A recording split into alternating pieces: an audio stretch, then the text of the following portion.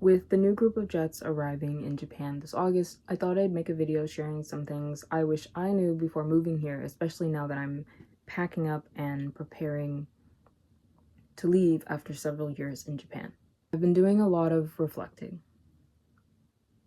So here's the advice that I would give to my past self.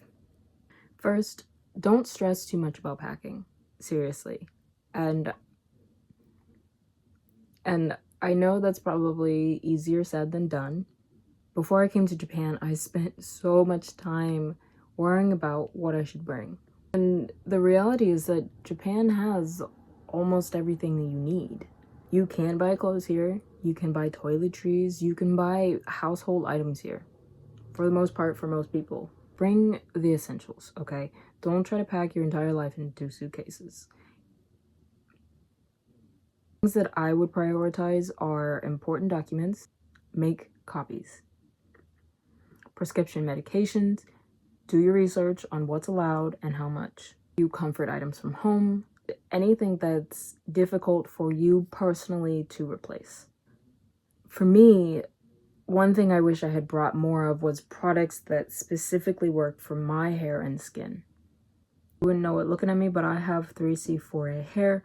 When I first came over, it was a nightmare trying to find products that worked for my hair. Depending on your needs, some products can be harder to find than people realize and more expensive. Another thing I would tell new jets is to save more money than you think you'll need.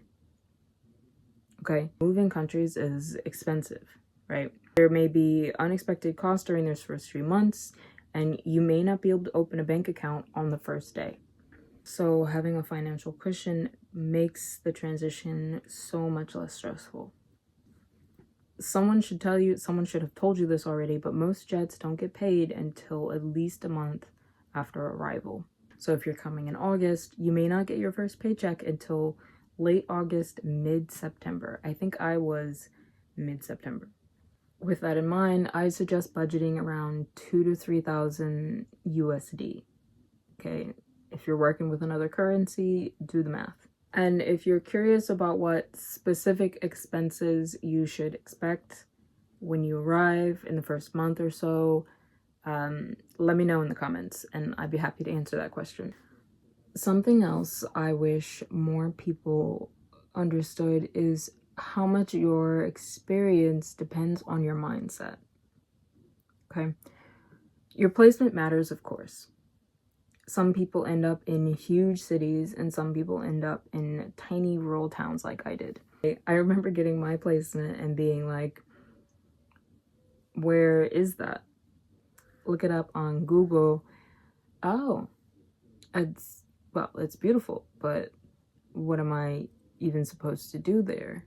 I know a lot of incoming jets are hoping for Tokyo, Osaka, or some major city. That's what most people ask for, right?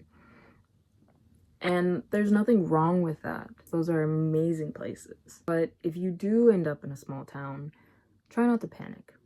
Some of my favorite memories from Japan happened in places that I never would have chosen for myself. After living here for several years, I realized that a lot of your experience comes down to whether you're willing to embrace your placement. There are pros and cons to everywhere you could end up. Another thing I recommend, you start learning Japanese immediately. Jet tells you that you don't need Japanese to apply. And that's true. You don't need Japanese to get the job. But you're still moving to Japan, right? Learning even a little Japanese will make your life easier and richer, in my opinion. You don't need to be fluent. You don't need to be perfect. But even a little Japanese goes a long way when it comes to making connections, handling daily life, feeling more comfortable navigating this strange new world that you're jumping into. One thing I think people don't talk enough about is the loneliness, especially during those first few months. You're in a new country. Maybe you came over alone. You might be far from family and friends. You might not know anyone. And that's normal. Most people go through some version of that adjustment period. This might be especially trying if you're coming straight from college and are used to being surrounded by same age, like-minded individuals.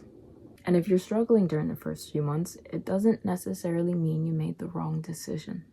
My best advice, give yourself time. The first few months are not necessarily what the rest of your experience will look like. And finally, I'd say this. Say yes to opportunities. It's scary. It's nerve-wracking, but do it. Do it anyway. Go to the local festivals, try the weird food, travel when you can, talk to people.